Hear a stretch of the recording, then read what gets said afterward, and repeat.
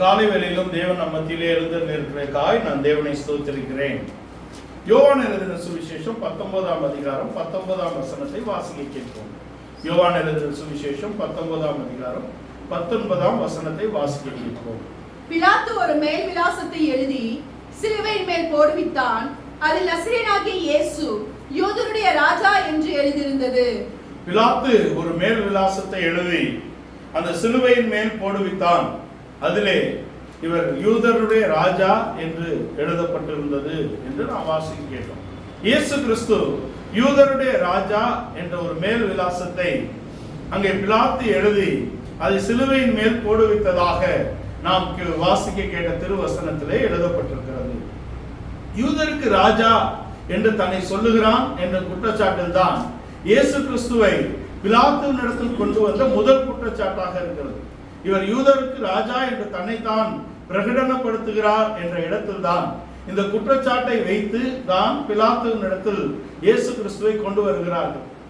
யூதருக்கு ராஜா என்று தன்னை சொல்லக்கூடிய எவனும் ராயனுக்கு அவன் பகைஞனாக இருக்கிறான், ராயனுக்கு எதிராளியாக இருக்கிறான் என்றும், யூதனுக்கு ராஜா என்று சொல்லக்கூடியவன் மரண தண்டனைக்கு உட்படுத்தக்கூடியவராக இருக்கிறார் என்பதையும் அறிந்துதான் யூதர்கள் இயேசு கிறிஸ்துவை பிலாத்துவினிடத்தில் கொண்டு வந்து இவர் தன்னை யூதருக்கு ராஜா என்று சொல்லுகிறார் என்ற குற்றச்சாட்டில் தான் முதலாவது வழக்கு அவர் மேல் தொடுக்கப்படுகிறது. இயேசு கிறிஸ்துவின் மேல் போடப்பட்ட முதல் வழக்கு என்பது இவன் தன்னை ராஜா, யூதருக்கு ராஜா என்று சொல்லுகிறார் என்ற குற்றச்சாட்டில் தான் பிலாத்துவினிடத்தில் அவரை கொண்டு வருகிறதாக நாம் அறிந்திருக்கிறோம். இயேசு கிறிஸ்து யூதருக்கு ராஜாவாக பிறந்திருக்கிறார் என்ற இடத்தில் தான் அவருடைய பிறப்பிலே அங்கே சாஸ்திரிகள் தேடி வந்ததை நாம் அறிந்திருக்கிறோம். யூதருக்கு ராஜாவாக பிறந்திருக்கிறவர் எங்கே என்ற இடத்தில் தான் பெரிய பிலாத்துவின் காலத்திலே அவரை தேடி வந்தார்கள் என்பதை நாம் அறிந்திருக்கிறோம். அந்த பிலாத்துவின் காலத்தில் தான் யூதருக்கு ராஜாவாக பிறந்திருக்கிறவர் எங்கே என்று புறஜாதிகள் ஆகிய சாஸ்திரிகள் தங்கள் ஞானத்தினாலே அறிந்து அவரை தேடி வந்தார்கள் என்று நாம் அறிந்திருக்கிறோம். யூதருக்கு ராஜாவாக பிறந்திருக்கிறவர் எங்கே?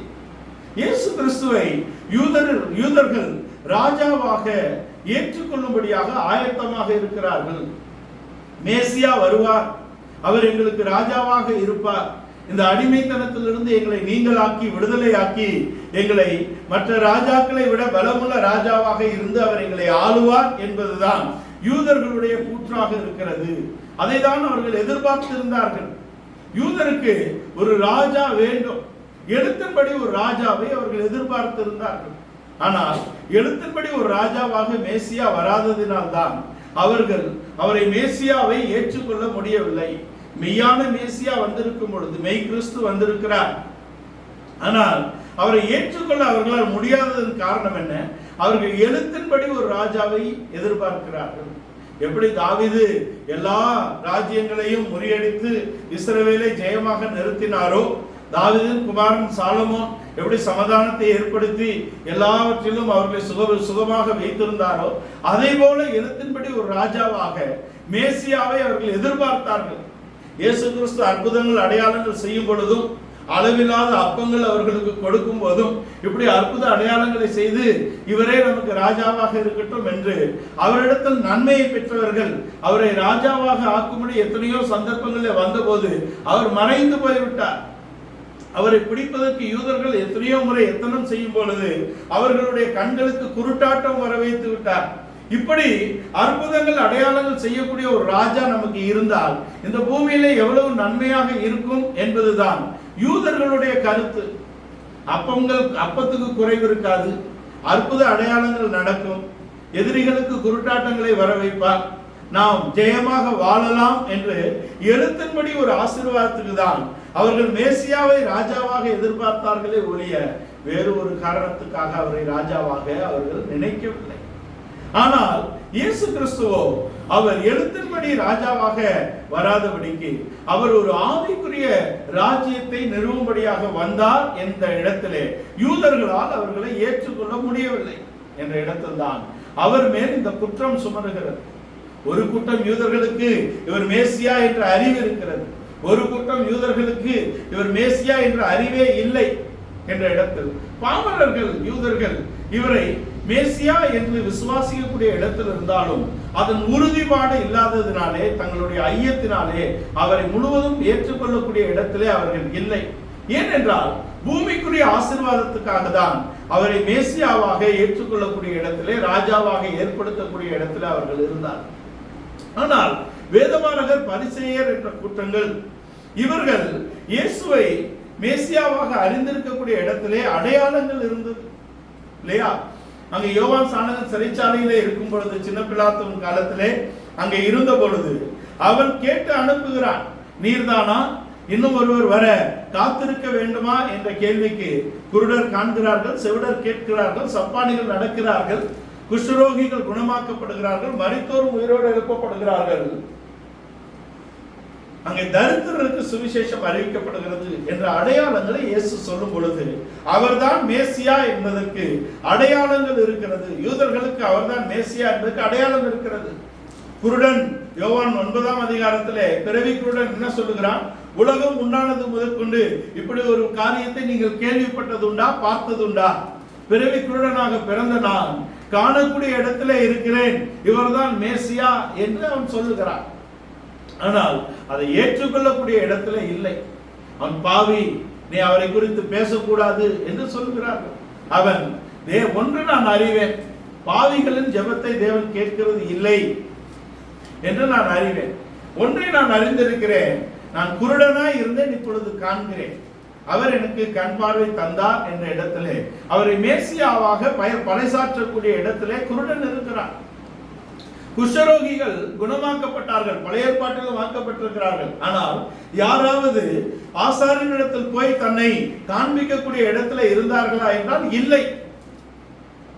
அந்த அடிப்படையிலே இஸ்ரவேலின் எல்லைகளுக்குள்ளே குஷ்டரோகிகள் குணமாக்கப்பட்டது இயேசு கிறிஸ்துவினால் தான் என்பது அவர் மேசியா என்பதற்கு சரிநிகர் எடுத்துக்காட்டாக, சரியான எடுத்துக்காட்டாக இருக்கிறது. 3 நாளைக்குள்ளே ஒருவன் உயிரோடு எழுப்பப்படலாம், தேவனால் அது கூடும். ஆனால் மேசியா என்ற இடத்திலே அவர் 4ஆம் நாளிலே லாசருவை உயிரோடு எழுப்பின இடத்தில் அவர்தான் மேசியா என்று அங்கே உறுதியாக்கப்படுகிறது. உலகமே அவர் பின்னாக திரண்டு போனது என்று நாம் பார்க்கிறோம். இவை எல்லாம் மேசியா என்று அவரை அடையாளப்படுத்தினாலும் எழுத்தின்படி அவர்கள் ராஜாவை எதிர்பார்த்தார்கள். அதுதான் அவர் மேல் வைக்கப்பட்ட முதல் குற்றச்சாட்டு. இவன் தன்னை ராஜா என்கிறான் என்ற குற்றச்சாட்டில் தான் அவரை பிலாத்துவின் இடத்தில் கொண்டு வருகிறார்கள். பிலாத்து சொல்லுகிறார், இவனிடத்தில் நான் ஒரு குற்றத்தையும் காணேனே, அதனால் இவரை அடித்து நான் விடுதலையாக்கி விடுவேன் என்ற இடத்தில் தான் அவர் இருக்கிறார்.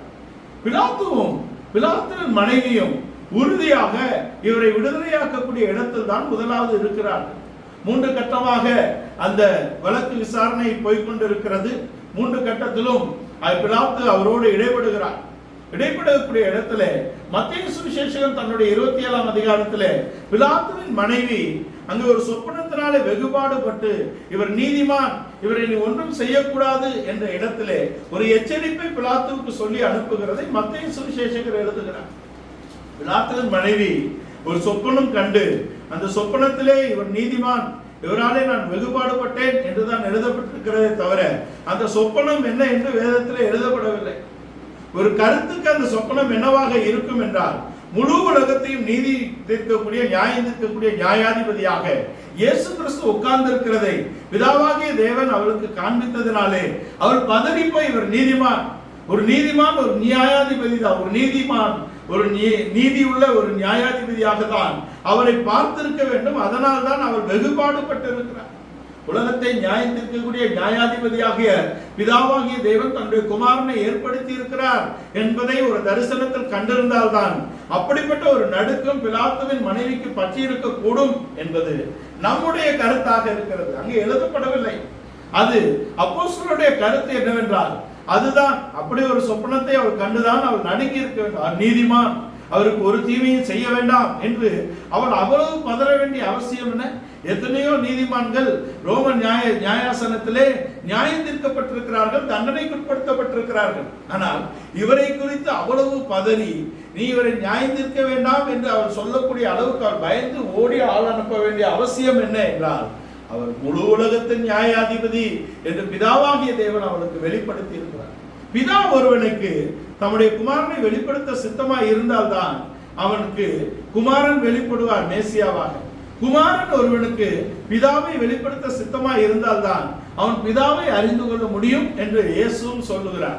என்னை கண்டதினாலே நீங்கள் பிதாவை கண்டீர்கள் என்று ஒரு மேன்மை அவருக்கு இருக்கிறது. ஆனாலும் பிலிப்பிய நிருபக்காரர் அந்த மேன்மையை அவர் கொள்ளையாடின பொருளாக எடுக்கவில்லை என்று சொல்லுகிறார்.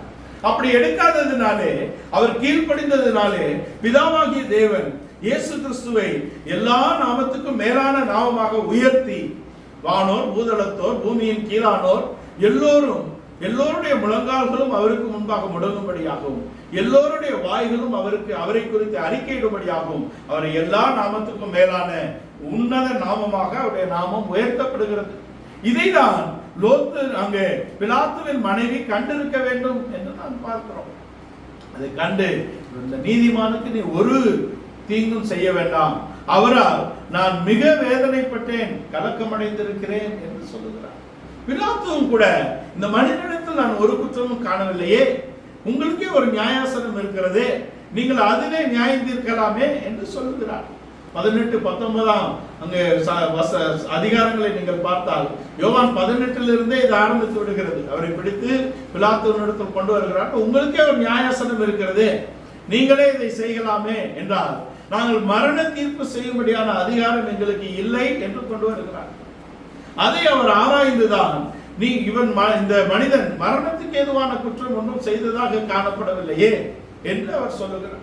அவர் யூதருக்கு ராஜா என்று சொல்லக்கூடிய இடத்திலே இவர்கள் குற்றச்சாட்டு வைத்தாலும், நீதிபதி அங்கிருந்து இதோ உங்கள் ராஜா என்றுதான் அவன் சொல்லுகிறான்.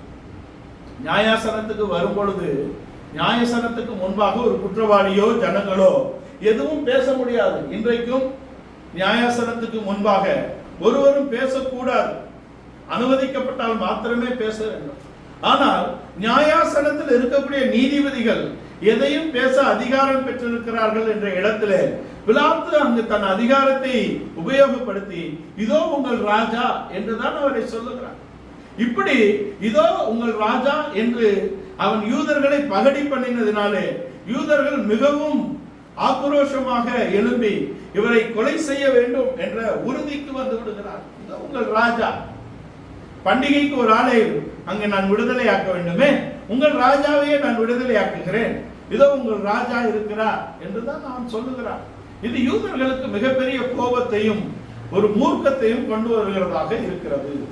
ஆனாலும் பிலாத்து தன் மனைவியினால் எச்சரிக்கப்பட்டும் தன்னுடைய மனசாட்சியிலே அவன் சொல்லுண்டவனாக இயேசு கிறிஸ்துவை விடுதலையாக்க வேண்டும் என்று உறுதியாக இருக்கிறான். இயேசு கிறிஸ்துவை அவன் விசாரித்து ஒன்றும் அதை காணாதபடிக்கு அவன் அங்கே இவரிடத்தில் ஒரு குற்றமும் காணவில்லையே, மரணத்துக்கு ஏதுவான குற்றம் ஏதும் இல்லை, ராஜா என்கிறார் என்ற ஒரு குற்றம் தான் கொண்டு வருகிறார். இதோ உங்கள் ராஜா, இவரை விடுதலையாக்குகிறேன் என்றால் இவர்கள் பிலாத்துக்கு நெருக்கடி கொடுக்கிறார்கள். தன்னை ராஜா என்கிற எவனும் ராயனுக்கு பயங்கனாக இருக்கிறான், ராயனுடைய அரியாசனத்துக்கு விரோதமாக கிரியை நடத்துகிறான். அப்ப நீர் இவரை விடுதலையாக்கினால் நீரும் ராயனுக்கு விரோதி என்ற இடத்திலே பிலாத்துவுக்கு அங்கே ஒரு எச்சரிக்கை கொடுக்கப்படுகிறது. யூதர்களுடைய சத்தம் மேலோங்குகிறது. அங்கே பிலாத்து இவரை விடுதலையாக்கும்படியாக எத்தனைக்கிறார். எதிரிகள் எத்தனையோ குற்றச்சாட்டுகளை அவர் மேல் கொண்டு வந்தாலும் அவர் மாறுதலும் ஒன்றும் சொல்லவில்லை என்ற இடத்திலே பிலாத்து அவரை கண்டு ஆச்சரியப்பட்டார் என்று 19 அதிகாரத்தில் எழுதும். பிலாத்து அவரை கண்டு ஆச்சரியப்படுகிறார். இவ்வளவு குற்றச்சாட்டுகளை சொல்லுகிறார்களே, மாறுதலும் ஒன்றும் சொல்லுகிறது இல்லையா என்ற இடத்திலே தேவனாலும் அவன் மனைவி எச்சரிக்கப்பட்டிருக்கிறார். இவருடைய மனசாட்சியும் இவருக்கு எதிராக செயல்படவில்லை. இவரை கண்ட இடத்திலும் அவன் ஆச்சரியப்பட்டிருக்கிறான். தேவனாலும் சாட்சி பெற்று தன்னுடைய நடக்கையினாலும் சாட்சி பெற்ற கிறிஸ்துவை பிலாத்து கண்டு ஒரு அஞ்சக்கூடிய இடத்தில் தான் இருக்கிறான் என்பதை நாம் தெரிந்து கொள்ள வேண்டும். பிலாத்து எப்படியாவது இவரை விடுதலையாக்கி விட வேண்டும் என்ற இடத்திலே அவன் உறுதியாக இருந்து யூதர்களோடு பேசுகிறான். நீங்கள் கொண்டு போய் ஏதாவது செய்யலாமே, இல்லை மரண தண்டனை கொடுக்க வேண்டும், அதுக்கு எங்களுக்கு இடத்துல அதிகாரம் இல்லை, மரணத்துக்கு எதுவான ஒரு குற்றத்தையும் நான் காணவில்லையே என்றால் அவன் ராஜா என்கிறானே. ரோமருடைய அரசாட்சியிலே ரோமருக்கு விரோதமாக தன்னை ராஜா என்று சொல்லக்கூடிய எவர்களும் கொல்லப்படுகிறார்கள். யூதருடைய பார்வையிலே தன்னை மேசியா என்று சொல்லக்கூடிய எவர்களும் கொல்லப்படுகிறார்கள்.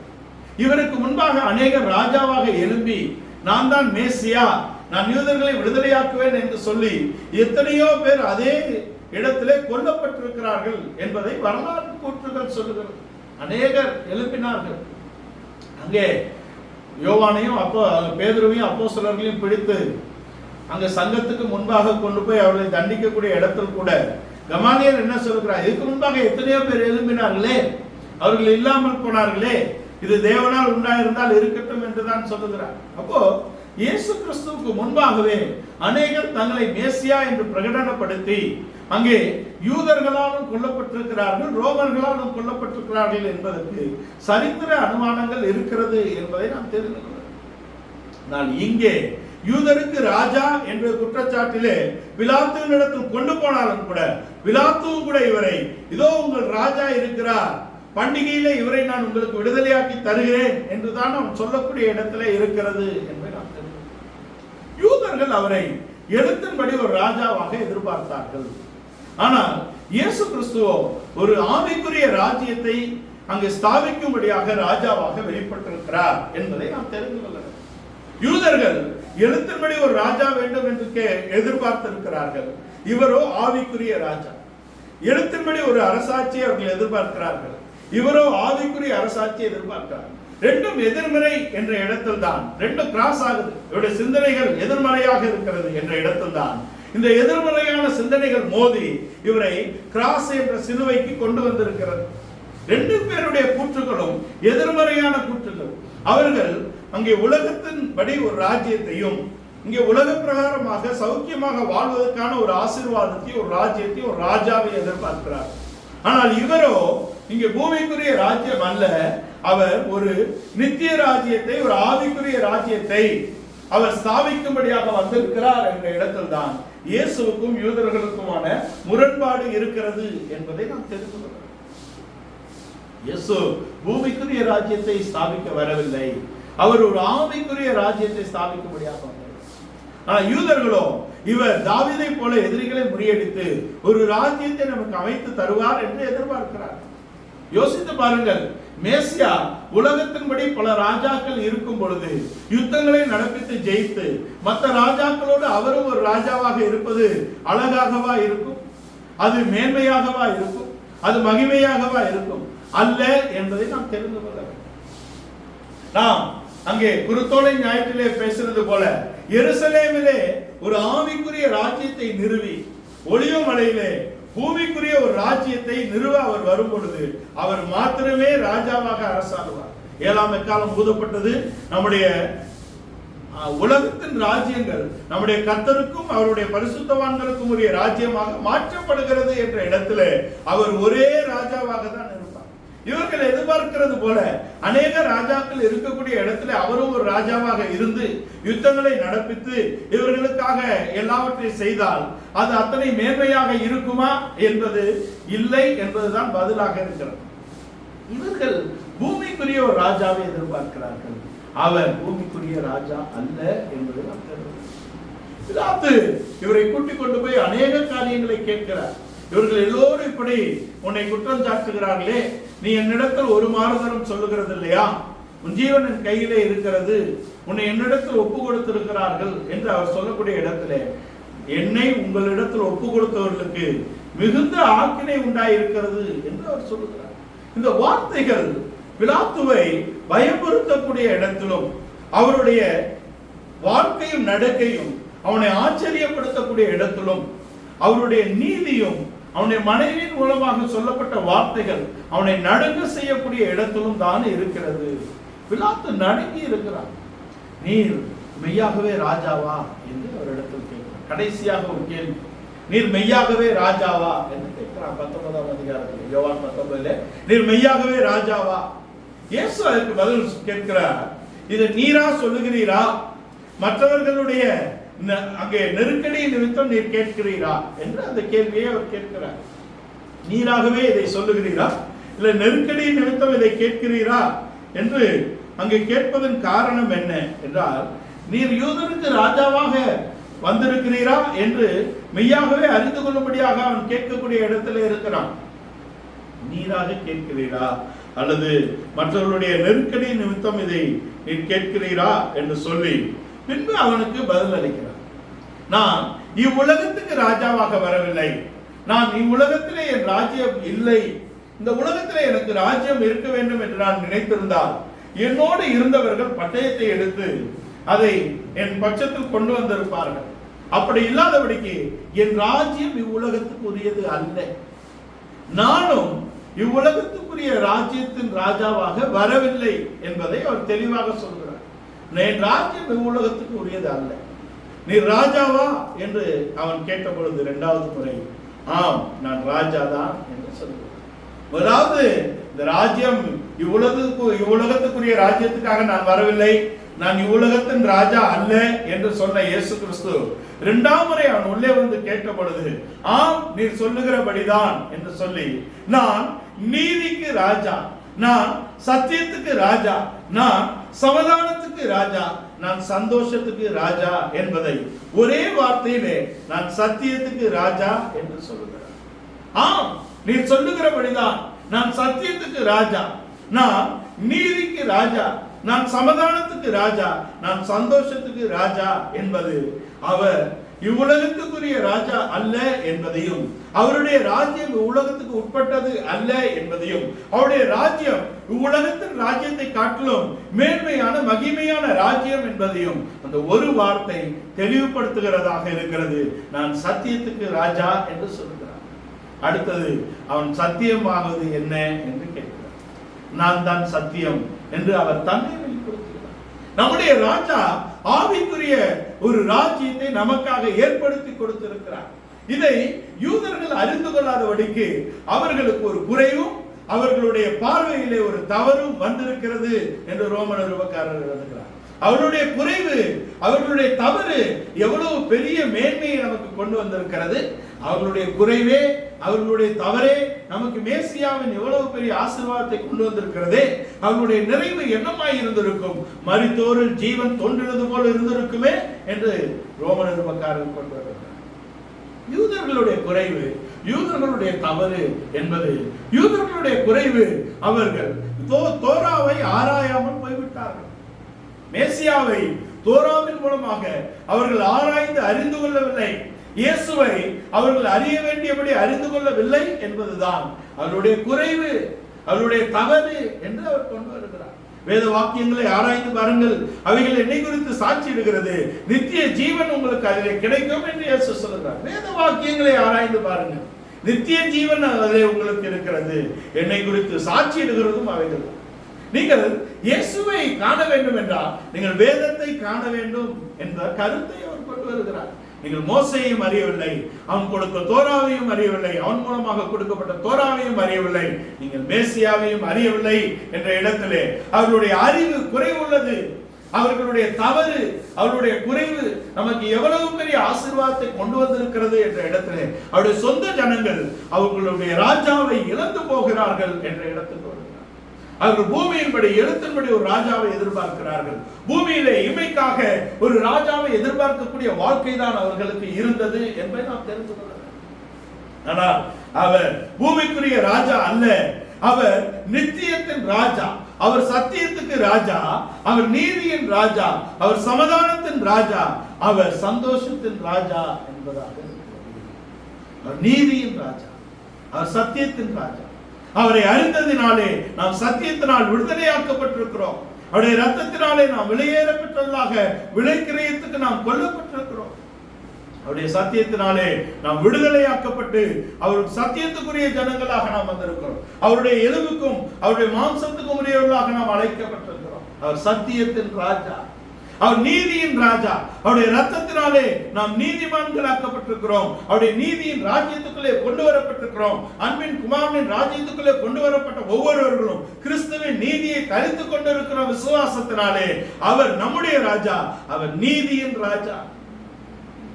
அது மாத்திரமல்ல, அவர் சமாதானத்தின் ராஜா, அவர் சமாதானத்தின் ராஜா. என் சமாதானத்தை உங்களுக்கு தருகிறேன், உலகம் தருகிற சமாதானம் அல்ல, என் சமாதானத்தை உங்களுக்கு வைத்து போகிறேன் என்று சொன்ன நம்முடைய ராஜா சமாதானத்தின் ராஜா. நித்திய சந்தோஷம் அவர்கள் தலையின் மேல் இருக்கும். கர்த்தரால் மீட்கப்பட்டவர்கள் ஆனந்த களிப்புடன் பாடி சியோனுக்கு வருவார்கள். அவர்களுக்கு நித்திய சந்தோஷம் இருக்கிறது. அவர் நம்முடைய சந்தோஷத்துக்கு ராஜா. இயேசு கிறிஸ்து மேசியா நமக்கு ராஜாவாக வந்திருக்கிறார். எழுத்தின்படி யூதர்கள் எழுத்தின்படி ஒரு ராஜாவை எதிர்பார்த்தார்கள். அவர் எழுத்தின்படி ராஜாவாக வரவில்லை. அவர் ஆவிக்குரிய ஒரு ராஜ்யத்தை அமைக்கும்படியாக வந்திருக்கிறார். அவர் ஆவிக்குரிய ராஜா, அவர் நம்முடைய ராஜா, அவர் சத்தியத்துக்கு ராஜா, அவர் நீதிக்கு ராஜா, அவர் சமாதானத்துக்கு ராஜா, அவர் நம்முடைய சந்தோஷத்தின் ராஜாவாக இருக்கிறார் என்ற இடத்திலே யூதர்கள் அவரை அறிந்து கொள்ள முடியவில்லை என்பதாக இருக்கிறது. இதுதான் எதிர்மறை கிராஸ். இவர்களுடைய தேவனுடைய திட்டமும் யூதர்களுடைய எழுத்தின்படி திட்டமும் குறுக்கே இருந்ததினாலே கிராஸ். அதனால் தான் இயேசுவை இந்த சிலுவைக்கு கொண்டு வந்திருக்கிறார்கள் என்பதை நாம் தெரிந்து கொள்கிறோம். பிலாத்து எவ்வளவோ முயற்சி செய்தோம், அங்கே ஜனங்களுடைய சத்தம் மேற்கொண்டதாக எழுதப்பட்டிருக்கிறது. நியாயாசனம் இருந்தாலும் கூட அநீதியுள்ள ஒரு அரசாங்கத்துக்கு அநீதியுள்ள ஒரு ஜனங்களை எழும்பி அந்த நியாயாசனத்தின் நீதியை மேற்கொள்ளத்தக்கதாக அவருடைய சத்தம் மேற்கொண்டது. இன்றைக்கும் சட்டங்களை பல சத்தங்கள் மேற்கொண்டு கொண்டுதான் இருக்கிறது. அநீதியுள்ள இந்த ஜனங்களுடைய சத்தம் மேற்கொண்டதினாலே அவன் அவரை மரணத்துக்கு ஒப்புவிக்கும்படியாக தன் கைகளை கழுவக்கூடிய இடத்திலே இருக்கிறார்.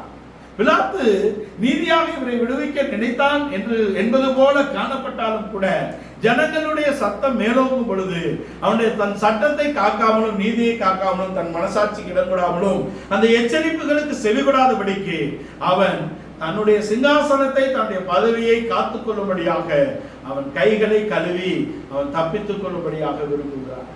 மார்க்கு சுவிசேஷகர் அதை குறித்து எழுதும் போது ஜனத்தை அவன் பிரியப்படுத்தும்படியாக மேசியாவை அவன் ஒப்பு கொடுத்தான் என்று நேரடியாகவே எழுதுகிறார். ஒரு ஒளிவு மறைவு என்பது இல்லை. மார்க்கு தான் முதல் சுவிசேஷம் எழுதுகிறவர். மார்க்கின் சுவிசேஷத்தின் அடிப்படையில் தான் மத்தேயு எழுதுகிறார், பின்புதான் லூக்கா யோவான் எழுதுகிறார். மார்க்கு தான் முதல் எழுதுகிறார். அங்கே சுருக்கமாக எழுதினாலும் நேர்த்தியாகவும் சரியாகவும் எழுதக்கூடிய ஒரு சுவிசேஷகனாக மார்க் இருக்கிறார் என்பதை நாம் தெரிந்து கொள்ள வேண்டும். மார்க்கின் சுவிசேஷத்தில் அவர் சரியாக சொல்லுகிறார், அவன் ஜனத்தை பிரியப்படுத்த எண்ணி மேசியாவை ஒப்பு கொடுத்தான். இன்றைக்கும் கிறிஸ்தவம் எப்படி இருக்கிறது என்பதை நாம் இதிலிருந்து அறிந்து கொள்ள வேண்டும். கிறிஸ்து நம்முடைய சொந்த ரத்தத்தினாலே மீட்டுக் கொண்ட கிறிஸ்தவம் இன்றைக்கு என்ன நிலவரத்தில் இருக்கிறது என்பதை நாம் பார்க்கும்படியாக இருக்கிறோம். நம்முடைய நிலவரம் என்ன? நாம் எப்படிப்பட்ட ராஜாவை எதிர்பார்த்து கொண்டிருக்கிறோம்? யூதர்களை போல எழுத்தின்படி ஒரு ராஜாவை எதிர்பார்க்கிறோமா? யூதர்களை போல எழுத்தின்படி ஒரு அரசாட்சியை எதிர்பார்க்கிறோமா? யூதர்களை போல எழுத்தின்படி அப்பத்தையும் அங்கே உடைகளையும் அங்கே சுகபோகமாக வாழக்கூடிய இடத்திலே சமாதானத்தையும் நாம் எதிர்பார்க்கிறோமா என்பதை நாம் தெரிந்து கொள்ள வேண்டும். இதை பவுல் அப்போஸ்தலன் அழகாக எழுதுகிறார். இம்மைக்காக கிறிஸ்துவின் மேல் நம்பிக்கை வைத்திருக்கிறவர்கள் மிகவும் பரிதவிக்கப்பட்டவர்கள் என்ற இடத்திலே எழுதுகிறார். யூதர்கள் இம்மைக்காக ஒரு மேசியாவை எதிர்பார்த்தார்கள். யூதர்கள் இம்மைக்காக ஒரு ராஜ்யத்தை எதிர்பார்த்தார்கள். யூதர்கள் இம்மைக்குரிய ஆசீர்வாதங்களை எதிர்பார்த்து அவர்கள் நித்திய ஆசீர்வாதத்தை, நித்திய ராஜாவை, நித்திய அங்கே ராஜ்யத்தை இழந்து போகிறார்கள் என்ற இடத்துக்கு வருகிறார். நாம் இயேசு கிறிஸ்துவை இம்மைக்காக நாம் பார்க்கிறோமா? இல்லை, நித்தியமாக அவரை ராஜாவாக நித்திய ராஜ்யத்திலே அவரை அடைந்து கொள்ளும்படியாக நாம் இருக்கிறோமா என்பதை நாம் பார்க்கிறோம். கிறிஸ்தவம் இம்மைக்காக கிறிஸ்துவின் மேல் நம்பிக்கையா இருக்கிறவர்கள் மிகவும் பரிதவிக்கப்பட்டவர்கள் என்ற இடத்திலே இருக்கிறார். யூதர்களுடைய நிலவரமும் கிறிஸ்தவர்களுடைய நிலவரமும் எப்படிப்பட்ட ஆவிக்குரிய தரத்திலே இருக்கிறது என்பதை நாம் தெரிந்து கொள்ள வேண்டும். இன்றைக்கும் கிறிஸ்தவத்திலே உன்னை ஆசீர்வதிப்பார், மாடி மாடியாக கோடி கோடியாக நீங்கள் இயேசுவின் மூலம் பெற்றுக்கொள்வீர்கள் என்ற கிறிஸ்தவம் பரம்பி பலன் தருகிறது பூமியிலே. ஆனால் அவரை மேசியாவாக, நித்திய ராஜாவாக, சத்திய ராஜாவாக, நீதியின் ராஜாவாக, சமாதானத்தின் ராஜாவாக பெற்றுக்கொள்ளக்கூடிய கூட்டம் சிறு கூட்டம் இருக்கிறது. அவரை அடைந்து கொள்ளக்கூடிய அந்த வழி சுருக்கமான வழி, நெருக்கமான வழி. அதில் போகிறவர்கள் சுருக்கமானவர்கள், அது இடுக்கமான வழியின் வழியை அதை பிரவேசிக்கிறார்கள் என்பதாக இருக்கிறது. நாம் எப்படிப்பட்டவராக மேசியாவை அறிந்து கொண்டிருக்கிறோம்? எப்படிப்பட்ட ராஜாவாக அவரை பெற்றுக்கொள்ளும்படியாக இருக்கிறோம்? எழுத்தின்படியான இஸ்ரவேலர்கள் எழுத்தின்படியாக ஒரு மேசியாவையும் எழுத்தின்படியான ஒரு ராஜ்யத்தையும் அவர்கள் விரும்பி அவர்கள் நித்திய ராஜ்யத்தையும் நித்திய ராஜாவையும் அவர்கள் இழந்து போனது போல நாம் நித்திய ராஜாவை இழந்து போக வேண்டாம். இதன் கருத்து இன்னொரு பக்கத்தில் என்ன என்றால், நாங்கள் பாவத்தையும் விட மாட்டோம், வியாதியிலிருந்தும் எங்களுக்கு விடுதலை வேண்டும் என்பதாக இருக்கிறது. பாவத்தின் நிமித்தம் வியாதியும், வியாதியின் நிமித்தம் மரணமும் வருகிறது என்று நமக்கு தெளிவாக தெரியும். பாவத்தை நாம் அறிக்கை செய்து விட்டுவிட்டால்தான் நாம் நீதி என்ற இடத்துக்கு வந்து ஜீவனையும், நித்திய ஜீவனையும், பரிபூரண ஜீவனையும் நாம் பெற்றுக்கொள்கிறோம். நம்முடைய ஜீவன் நித்திய ஜீவனாகவும் பரிபூரண ஜீவனாகவும் மாறும்படியாக நம்முடைய பாவத்தை விட்டு கிறிஸ்துவின் ரத்தத்தினாலே நாம் நீதிமான்களாக்கப்பட்டு நித்திய ராஜ்யத்துக்குரிய நித்திய ஜீவனை அடைந்து கொண்டு அந்த ஜீவன் பரிபூரணப்பட்டு கிறிஸ்துவோடு வாழும்படியாக நாம் அழைக்கப்பட்டிருக்கிறோம். ஆனால் யூதர்கள் இயேசுவை அவர்கள் விரும்பினார்கள். எதற்கு? அவராலே ஒரு சுகம் கிடைக்கிறது. பாவத்தை நாங்கள் விடமாட்டோம், வியாதியும் எங்களுக்கு வரக்கூடாது. அதுதான் பாபேல் கோபுரம் கட்டப்பட்டது. ஏன் தேவன் அதை கலைத்து போட்டார் என்பதை நாம் தெரிந்து கொள்ள வேண்டும். அதனுடைய ஓடி, அவுட்டர் டயா, அதனுடைய சுற்றளவு 20 கிலோமீட்டர் சுற்றளவுக்கு கட்டினார்கள். எதற்காக கட்டினார்கள்? ஏதோ தங்களுக்கு பேருண்டாக்க கட்டினார்கள். அதனால்தான் தேவன் அதை இடித்து போட்டார், அங்கே பாஷைகளை பிரித்தார் என்று நாம் நினைத்துக் கொள்கிறோம். அதை கட்டினதின் இன்னொரு நோக்கம் என்ன? ஐயா, நாங்கள் பாவம் செய்வோம், ஜலப்பிரளயம் வந்தால் உயரமான இந்த கட்டிடத்தில் ஏறி எங்களை தப்பித்துக் கொள்வோம் என்பதாக இருக்கிறது. இப்படிதான் யூதர்களும் அவர்கள் தங்களுடைய வியாதிக்கு பரிகாரம் தேடினார்களே தவிர தங்கள் வியாதிக்கான மூல காரணத்தை ஆராயாதபடிக்கு தான் இருந்தார்கள். இயேசுவினிடத்தில் எத்தனையோ பேர் வந்து விடுதலை பெற்றுக் கொண்டார்கள். அவங்க எல்லோருக்கும் அவர் சொன்னது, உன் பாவம் மன்னிக்கப்பட்டது, இனி பாவம் செய்யாதபடிக்கு பிறவி குருடனை தவிர மீது எல்லாரிடத்திலும் இதை தான் அவர் சொல்லுகிறார். அப்ப பாவத்தின் நிமித்தம் தான் வியாதி வந்தது என்பதை உணராதபடிக்கு இவர்கள் பாவத்தை விடவும் மனதில்லை, வியாதியிலே இருக்கவும் மனதில்லை. நாங்கள் பாவம் செய்வோம், வியாதி வந்தால் எங்களை விடுதலையாக்க வேண்டும் என்ற இடத்தில் தான் அவருடைய வாழ்க்கை. இன்றைக்கு கிறிஸ்தவத்திலே பரிசுத்தாவியை பெற்ற நம்முடைய வாழ்க்கையிலே கிறிஸ்தியேசு உயிரோடு எழுப்பின ஆவி உங்களுக்குள் வாசமா இருந்தால் உங்கள் சாவுக்கினமான சரீரங்களை உயிர்ப்பிக்கக்கூடியதாக இருக்கிறது. நாம் ரட்சிக்கப்பட்டிருக்கிறோம், நீதிமான்களாக்கப்பட்டிருக்கிறோம், பரிசுத்தாவினால் அபிஷேகம் பண்ணப்பட்டிருக்கிறோம். நம்முடைய வாழ்க்கையிலே நாம் பாவத்தை விட்டுவிட வேண்டும். பரிசுத்தாவியை பெற்றும் நம்முடைய வாழ்க்கை எப்படிப்பட்டதாக இருக்கிறது என்பதை நிதானிக்கும்படியாக தான் இந்த நாள் நமக்கு கொடுக்கப்பட்டது. நாம் நம்முடைய ஜீவியத்தை நிதானிக்க வேண்டும். எடுத்தபடியான யூதர்கள் இருந்தது போல நாம் மாம்சீக ஆசீர்வாதத்துக்காகவும் இம்மைக்குரிய ஆசீர்வாதத்துக்காகவும் நம்முடைய பாவத்தை விடாத வியாதியிலே இருக்கக்கூடிய இடத்துல ஒரு விடுதலைக்காகவும் நாம் நினைத்தவைகளை நாம் பூமியிலே பெற்றுக்கொள்வதற்காகவும் ஒரு மேசியாவை தேடக்கூடிய ஒரு கூட்டமாக நாம் இருக்கக்கூடாது. நாம் எங்க இருக்கிறோம்? எபேசியர் 2:7 நாம் அவரோட உயிரோடு எழுப்பி உன்னதங்களே உட்கார செய்திருக்கிறார். We are simply physically present here. நாம் இப்பொழுது கிறிஸ்துவோட இருக்கிறோம். நாம் இந்த சரீரத்தில் இருப்பதோ என்னில் அன்பு கூர்ந்து தம்மை தாமே எனக்காக பலியாக்கிய கிறிஸ்துவின் நிமித்தம் உயிரோடு இருக்கிறேன் என்று கலாத்தியர் 2:20 கொண்டு வருகிறார். நாம் கிறிஸ்துவை பிரதிபலிக்கும்படியாக இருக்கிறோம். நமக்கு ஒரு ஆவிக்குரிய ஆசீர்வாதத்தை நாம் எதிர்நோக்கி இருக்கிறோம். ஆவிக்குரிய ஒரு ராஜ்யம் நமக்காக வைக்கப்பட்டிருக்கிறது. கிறிஸ்து நமக்கு ஆவிக்குரிய ராஜாவாக இருக்கிறார் என்பதை நாம் தெரிந்து. யூதர்கள் அங்கே மாம்சத்தின்படிதான் அவர்கள் அதை எதிர்பார்த்தார்கள். மாம்சத்தின்படி அங்கே மாம்சீக காரியங்களுக்காக இயேசுவை விசுவாசிக்கக்கூடிய, இம்மைக்காக இயேசுவை விசுவாசிக்கக்கூடியவர்கள், இம்மைக்குரிய ஆசீர்வாதங்களை பெற்றுக்கொள்ளக்கூடியவர்கள் சிலுவைக்கு வரமாட்டார்கள். இயேசுவிடத்தில் எத்தனையோ நன்மையை பெற்றுக்கொண்ட கூட்டம் இருக்குதே, யாராவது ஒருவன் சத்தம் போட்டிருக்கலாமே, போட முடியாது. சத்தம் போட்டால் அவனும் சிலுவையில் அறையப்படுவான் என்பது நீதி. அன்றைக்கு இருந்த சட்டம். அவருக்காக ஒருவரும் பேச வரவில்லை. அவரிடத்தில் நன்மையை பெற்றுக் கொண்ட பெரிய கூட்டம் இருக்கிறது. ஒருவனும் அன்பின் நிமித்தம் அவரிடமாக சத்தமிடவில்லை. ஏனென்றால் சத்தமிட்டால் நாமும் சிலுவையில் அறையப்படுவோம் என்பதை அறிந்திருந்தார்கள். இம்மைக்காக கிறிஸ்துவின் மேல் நம்பிக்கை வைத்திருக்கிறவர்கள் மிகவும் பரிதவிக்கப்பட்டவர்கள் என்றால் அவர்களுக்கு நித்தியத்திலே பங்கில்லை. அவரோட பாடுபட்டால் அவரோட ஆளுகை செய்வோம். அவரோட மரணத்திலே நாம் இணைக்கப்பட்டால் அவரோட உயிர்த்தெழுதலின் சாயலிலும் இணைக்கப்படுவோம். அவருடைய மரணத்திலே இசைவாக இணைக்கப்படுவதற்கு யார் ஒத்துக்கொள்ள முடியும்? ஆவிக்குரியவர்கள் தான் அதற்கு ஒப்பு கொடுக்க முடியும். பூமிக்குரிய ஆசீர்வாதத்தையும் பூமிக்குரிய positions, worldly positions, worldly blessings, இதை எதிர்பார்த்து வரக்கூடிய கிறிஸ்தவ கூட்டம் ஒரு நாளும் கிறிஸ்துவுக்காக பாட அனுபவிக்க முடியாது. யோபு பரிசுத்தவானுடைய வாழ்க்கையிலே அவனுடைய ஆசீர்வாதத்தின் மிகுதியை நாம் அறிந்திருக்கிறோம். அவனுடைய ஆசீர்வாதத்தின் மிகுதியினால் தான் சாத்தான் அந்த குற்றச்சாட்டை கொண்டு வருகிறான். நீர் அவனை ஆசீர்வதித்து இருக்கிறீர், அவன் கையின் பிரயாசம் ஆசீர்வதிக்கப்பட்டிருக்கிறது, அவன் பிள்ளைகள் இருக்கிறது, ஆடு மாடுகள் மந்தைகள் ஒட்டகங்கள் இருக்கிறது, அவனுக்கு என்னையா குறை, அவன் உண்மைதான் துதிப்பான் என்பது அவனுடைய குற்றச்சாட்டு. யோபு நான் பயந்தது எனக்கு வந்தது. பூமிக்குரிய ஆசீர்வாதங்கள் இருந்தால் பாடுகளை கண்டு சோதனைகளை கண்டு பயப்படக்கூடியவர்களாக தான் நாம் இருப்போம் என்பதை நாம் தெரிந்து கொள்ள வேண்டும். யோபு பரிசுத்தவானுடைய வாழ்க்கையிலே அவனுக்கு ஏன் அந்த பயம் வந்தது? He have worldly possessions, he is blessed. அவனுடைய ஆசீர்வாதம், பூமிக்குரிய ஆசீர்வாதமும் அவனுடைய பூமிக்குரிய அந்த காரியங்களும் அவனுக்குள்ளே ஒரு பயத்தை கொண்டு வந்தது. ஆனால் அது முழுவதும் அழிக்கப்பட்ட போது அவன் தன்னை ஆவிக்குரியவனாக உணர்த்தக்கூடிய இடத்திலே அவர் என்னை கொன்று போட்டாலும் நான் அவரை நம்புவேன் என்ற இடத்திலே அவனுடைய அறிக்கை இருக்கிறது. பூமிக்குரிய ஆசீர்வாதங்கள், இம்மைக்குரிய ஆசீர்வாதங்கள், இம்மைக்காக கிறிஸ்துவை நம்பக்கூடியவர்கள் மிகவும் பரிதவிக்கப்பட்டவர்கள் என்ற இடத்திலே யோபுடைய வாழ்க்கையில் இருந்த பயம் இன்றைக்கு இம்மைக்காக கிறிஸ்துவை பற்றி கொள்ளக்கூடியவர்களுடைய வாழ்க்கையிலே இருக்கிறது. நாம் அசைகிறோம் அசைகிறோம் அசைகிறோம்.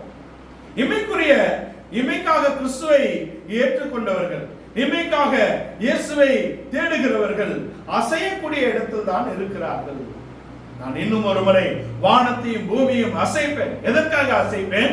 அசையக்கூடியவைகள் அகன்று போகும்படியாகும், நிலை பெற்றிருக்கிறவைகள் நிலைத்து ஓங்கும்படியாகவும் அதை அசைப்பேன் என்று எபிரேய நிருபக்காரர் சொல்லுகிறார். எபிரேய நிருபத்திலே தேவன் அதை சொல்ல காரணம் என்ன? அசைவில்லாதவர்கள் உறுதி பெறும், அசையக்கூடியவர்கள் அகன்று போய் விடுவார்கள். அசையக்கூடியவர்கள் என்பவர்கள் இம்மைக்காக கிறிஸ்துவை நம்பக்கூடியவர்கள். ஒரு வியாதியா இயேசுவை நம்புங்க, ஒரு கடனா இயேசுவை நம்புங்க, இதற்காக இயேசுவை நம்பி வரக்கூடியவர்கள் அங்கே அசையக்கூடியவர்களாக இருக்கிறார்கள். யோபுடைய வாழ்க்கையிலே ஒரு பயம் இருந்ததுக்கு காரணம் அவன் ஆவிக்குரிய ஆசீர்வாதம் இருந்த வரைக்கும். யோபுவை எதிரி குற்றச்சாட்டுவதற்கு காரணம் என்ன? அவனுடைய பொசிஷன்ஸ், அவனுடைய ஆசீர்வாதம் அவனை குற்றத்துக்குள் கொண்டு வந்தது. அவனுடைய புத்தி எப்பொழுது தெளிகிறது? when he was tested. அவன் சோதிக்கப்பட்ட போது, நீர் என்னை சோதியும், நான் பொன்னாக விளங்குவேன், நீர் என்னை கொண்டு போட்டாலும் நான் உம்மையே நம்புவேன், என் மீட்பர் உயிரோடு இருக்கிறார், நான் என் கண்களினாலேயே காண்பேன் என்றார். ஆனால் உலகத்தின் ஆசீர்வாதத்தை அற்பமாக எண்ணக்கூடிய ஒரு remnant people, there are remnant, ஒரு எண்ணிக்கைக்குள்ளான ஒரு கூட்டம் இருக்கிறது. அது உலகத்தின் எழுத்தின்படியான ஆசீர்வாதத்தை அது எண்ணாதபடிக்கு இருக்கிறது. அதுதான் ஆவிக்குரிய கூட்டம். பாபிலோனுக்கு கொண்டு செல்லப்பட்ட யூதா வாலிபர்கள் அனனியா, அசரியா, மிஷாவேல் என்பவர்கள், தானியேல் என்பவர்கள் பூமிக்குரிய ஆசீர்வாதத்தை அவர்கள் விரும்பவில்லை. ராஜாவுக்கு அடுத்த ஸ்தானத்திலே வைக்கப்பட்டார்கள். ஆனாலும் அவர்கள் எருசலேமின் மேல் நோக்கமாக இருந்தார்கள். எருசலேமின் மேல் நோக்கமாக இருந்தவர்கள் அங்கே எபிரேயர்களுடைய யூதர்களுடைய தேவன் மேல் கரிசனையாக அங்கே வைராக்கியமாக இருந்தவர்கள் சோதனைகளை ஜெயித்தார்கள். சோதனைகள் அவர்களை அசைக்கவில்லை. அங்கே தீச்சோலையோ சிங்க கெவிகளோ அவர்களை மேற்கொள்ள முடியவில்லை. அவர்கள் அக்கினியின் உக்கிரத்தை அவித்தார்கள், சிங்கங்களின் வாய்களை கட்டினார்கள். தங்கள் ஜீவனை அவர்கள் எண்ணவில்லை. தேவனுக்காக தங்கள் ஜீவனை எண்ணாத ஒரு கூட்டம் தான் ஆவிக்குரிய யூதர்கள். அவர்கள்தான் ஆவிக்குரிய இஸ்ரவேலர்கள். அவர்கள்தான் ஆவிக்குரிய எபிரேயர்கள் என்ற இடத்திலே வர முடியும். தேவனுடைய ராஜ்யத்தை பெறப்போகிற நாம் அவரை இமைக்காக அல்ல, அவருடைய நித்திய ராஜாவாக, அவருடைய நித்திய ராஜ்யத்திலே பங்கு பெறக்கூடியவர்களாக, அவருடைய மனவாட்டியாக நாம் வரும்படியாக அழைக்கப்பட்டிருக்கிறோம். இம்மைக்காக கிறிஸ்துவின் மேல் நம்பிக்கையாக இருக்கக்கூடிய ஒரு கூட்டத்திலே நாம் இல்லாதபடிக்கு ஆவிக்குரிய கூட்டத்திலே நாம் இருக்கிறோம். அவர் இருள் அதிகாரத்திலிருந்து நம்மை விடுதலையாக்கி அன்பின் குமாரனின் ராஜ்யத்துக்குள்ளே நம்மை கொண்டு வந்திருக்கிறார். ஒளியுள்ள பரிசுத்தவான்கள் சுதந்திரத்திலே நம்மை பங்கடை செய்திருக்கிறார். அவர் நம்மை ஆச்சரியமான ஒளிக்கு நம்மை கொண்டு வந்திருக்கிறார். நாம் அவருடையவர்கள், அவருக்கு, அவருடைய எலும்புக்கும் அவருடைய மாம்சத்துக்கும் உரியவர்கள், அவருக்கு சொந்தமானவர்கள் என்ற இடத்திலே நாம் கொண்டு வரப்பட்டோம். அவருடைய சொந்தமானவர்கள் என்பவர்கள் எழுத்தின்படி ஒரு ராஜாவை எதிர்பார்த்து, எழுத்தின்படி ஒரு ஆசீர்வாதத்தை எதிர்பார்த்து, அவர்கள் மெய்யான ராஜாவையும் நித்திய ராஜாவையும் நித்திய ராஜ்யத்தையும் இழந்து போகிறார்கள் என்பதை நாம் அறிந்து கொள்கிறோம். நாம் எதை நோக்கி நம்முடைய பயணம் இருக்கிறது? நம்முடைய கிறிஸ்தவம் எப்படிப்பட்டதாக இருக்கிறது? இம்மைக்காக கிறிஸ்துவின் மேல் நம்பிக்கை வைக்கக்கூடிய இடத்துல நாம் இருக்கிறோமா? பாவத்தை விட்டு பரிசுத்தத்துக்காக அழைக்கப்பட்ட நாம் பாவத்தை விடாதபடிக்கு வியாதியிலே விடுதலை பெறும்படியாக இருக்கிறோமா? அல்லது வியாதியின் முகாந்திரம் என்னதென்று ஆராயக்கூடிய இடத்துல ஆவிக்குரியவர்களாக நாம் காணப்படுகிறோம்? நாம் நம்முடைய வாழ்க்கையின் முகாந்திரங்களை ஆராயுவோம். நித்திய ராஜ்யத்தை அடைந்து கொள்ளும்படியாக நாம் நம்மை ஒப்பு கொடுப்போம். தேவனை அறிய வேண்டியபடி அறிய வேண்டும். கள்ளர்கள் ரெண்டு பக்கம் இருக்கிறாங்க. ஒரு கள்ளன் சொல்லுகிறான், நாம் தக்கபடி தண்டிக்கப்படுகிறோம், அவர் தகாதது ஒன்றும் செய்யவில்லை. நாம் தக்கபடி அவன் தன்னுடைய காரியத்தை அறிந்திருக்கிறான். நாம் தக்கபடி தண்டிக்கப்படுகிறோம், அவரோ தகாதது ஒன்றும் செய்யவில்லை. அவருக்கு ஒரு ராஜ்யம் இருக்கிறது. இதையெல்லாம் அவன் முன்னமே அறிந்திருந்தான். எது அவனை தொட்டது? இவர்களுக்கு மன்னியும் என்ற அவருடைய கம்பேஷன், அவருடைய அன்பு, யூதர்களை குறித்து அவருக்கு இருந்த ஒரு அன்பு அவனை தொட்டது. ஆனாலும் அவன் அவரை அறிந்திருந்தான். அவர் ராஜா, அவருக்கு ஒரு ராஜ்யம் இருக்கிறது, அவர் என் பாவங்களை மன்னிக்க வல்லவர், அவர் தகாதது ஒன்றும் செய்யவில்லை என்ற அறிவினாலே அவன் பரிதீசை அடைந்து கொண்டான். தேவனை அவருடைய ராஜ்யத்தையும் அறிந்து கொள்ளும்படியாக நாம் அழைக்கப்பட்டிருக்கிறோம். இந்த நாளிலே அவரை நாம் இம்மைக்காக அவரை நாம் நம்பக்கூடிய கூட்டமாக இருக்கக்கூடாது. நம்முடைய வியாதிகளிலே வெறும் விடுதலையை பெற்றுக் கொள்ளக்கூடிய ஒரு கூட்டமாக இருக்கக்கூடாது. நம்முடைய வியாதிகளின் முகாந்திரம், நம்முடைய பாடுகளின் முகாந்திரம், நாம் சோதிக்கப்படுவது முகாந்திரத்தை நாம் ஆராய்ந்து அறியக்கூடிய இடத்திலே நாம் இருக்க வேண்டும். அவரை நித்திய ராஜ்யத்தை அடைந்து கொள்ளக்கூடிய ஒரு கூட்டமாக இருக்க வேண்டும். அவரை நித்திய ராஜாவாக, சத்திய ராஜாவாக, நீதியின் ராஜாவாக, சமாதானத்தின் ராஜாவாக, சந்தோஷத்தின் ராஜாவாக அவரை அறிந்து கொள்ள வேண்டும். அதற்கு 4 காரியங்களை நாம் அறிந்து கொள்ள வேண்டும். மத்தேயு 6ஆம் அதிகாரத்தின் 25ஆம் வசனத்திலே நீங்கள் கவலைப்படக்கூடாது என்று சொல்லுகிறார். ஆகாரத்துக்காகவும் உடைக்காகவும் நீங்கள் கவலைப்பட வேண்டிய அவசியம் இல்லை என்று. அதுதான் இம்மைக்கான காரியம். நாளைக்கு என்ன செய்வோம், அடுத்து என்ன செய்வோம், முன்ன என்ன செய்வோம், உடுக்க என்ன செய்வோம், இருக்க என்ன செய்வோம் என்ற கவலை உங்களுக்கு வேண்டாம். அதை யார் கவலைப்படுகிறார்கள்? அஞ்ஞானிகள் இதை குறித்து கவலைப்படுகிறார்கள். நீங்கள் மெய்ஞானிகள்.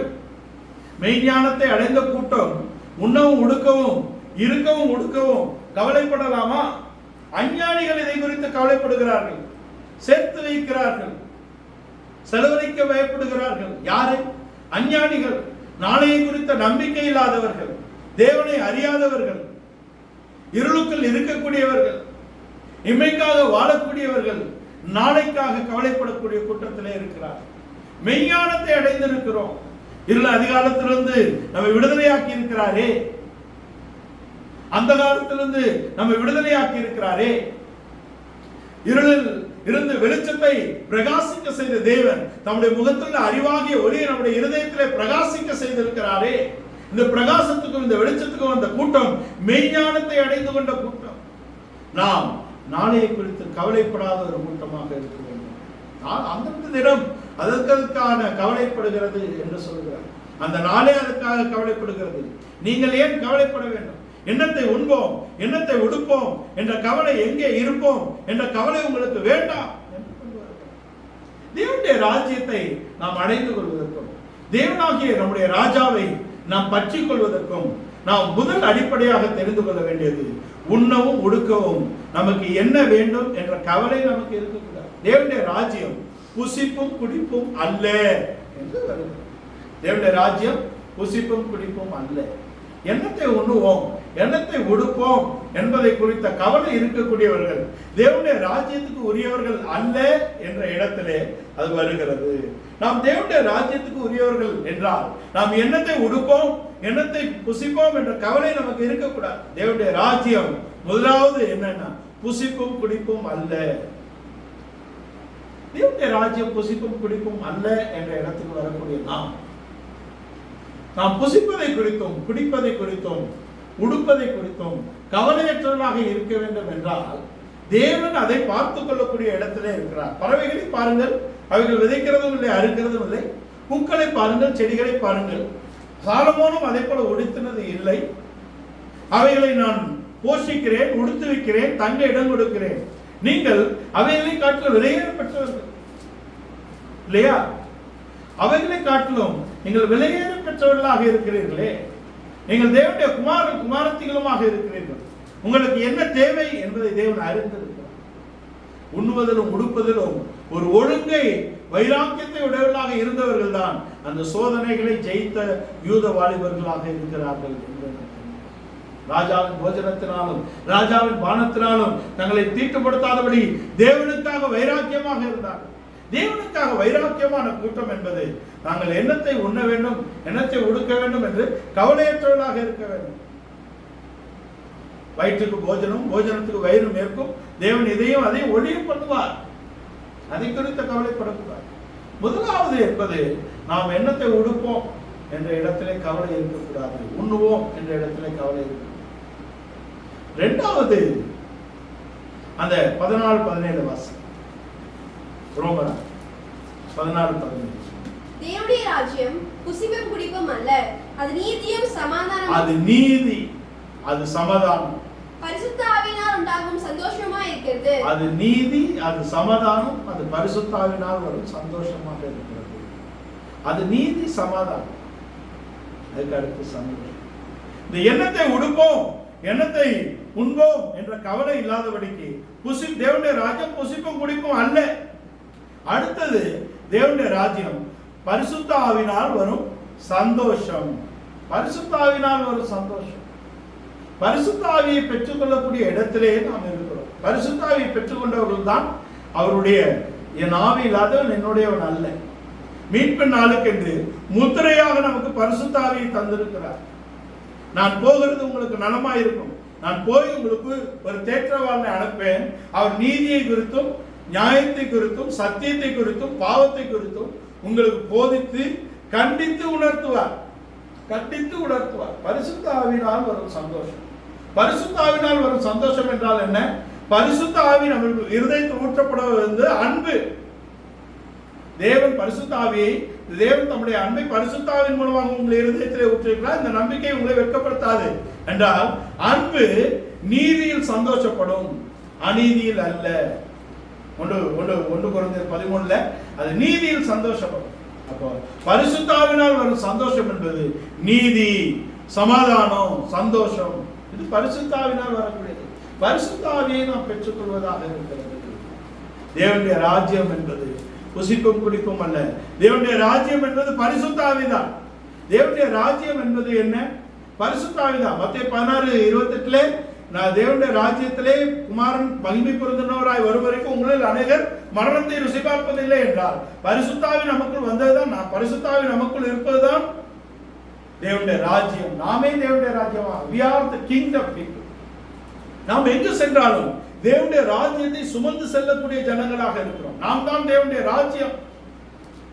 தேவனுடைய ராஜ்யத்துக்கு முதன்மை என்பது தேவனுடைய ராஜ்யம் புசிப்பும் குடிப்பும் அல்ல. தேவனுடைய ராஜ்யம் என்பது பரிசுத்த ஆவியினால் வரும் நீதி, சமாதானம், சந்தோஷம். இந்த தேவனுடைய ராஜ்யம் பலவந்தம் பண்ணப்படுகிறது. பலவந்தம் பண்ணுகிறவன் அதை பெற்றுக் கொள்கிறான். தட்டுங்கள், தேடுங்கள், கேளுங்கள். பரிசுத்த ஆவியை நீங்கள் தட்டுங்கள். உங்களுக்கு பரிசுத்த ஆவியை பெற்றுக்கொள்ளாதபடிக்கு உங்கள் ஜீவியத்திலே என்ன குறைபாடு இருக்கிறது என்று தேடுங்கள். தேவனிடத்திலே கேளுங்கள், கேட்கிற எவனும் பெற்றுக் கொள்ளுகிறான். தட்டுங்கள், தேடுங்கள், கேளுங்கள். அவருடைய ராஜ்யம் பலவந்தம் பண்ணப்படுகிறது. பலவந்தம் பண்ணுகிற எவனும் பெற்றுக் கொள்ளுகிறான்.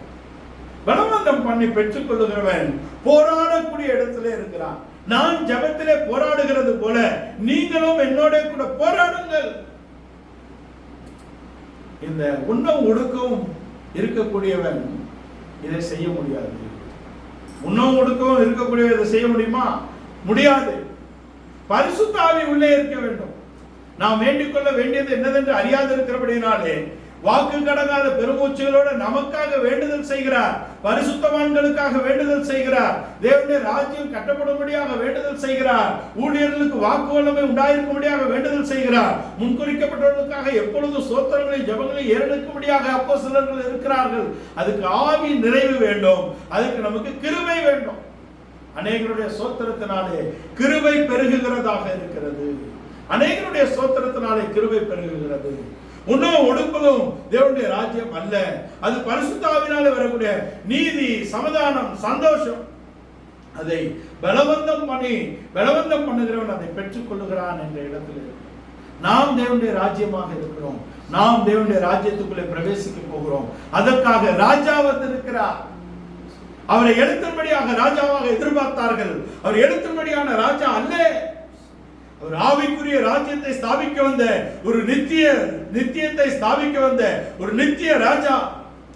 அவர் சத்தியத்துக்கு ராஜா, அவர் நீதிக்கு ராஜா, அவர் சமாதானத்துக்கு ராஜா, அவர் சந்தோஷத்துக்கு ராஜா.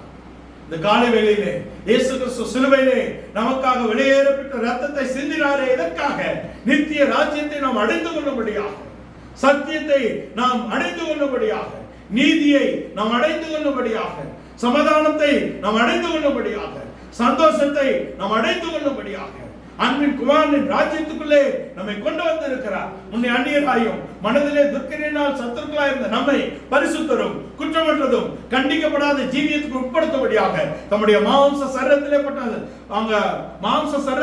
மரணத்தினாலே நம்மை ஒப்புரவாக்கி இருக்கிறார். நீங்கள் கேட்ட இந்த சுவிசேஷத்தில் நம்பிக்கை விட்டு அசையாமல் ஸ்திரமாய் உறுதியாய் விசுவாசத்தில் நிலைத்திருந்தால் அப்படி ஆகும். தேவனுடைய ராஜ்யம் புசிப்பும் குடிப்பும் அல்ல.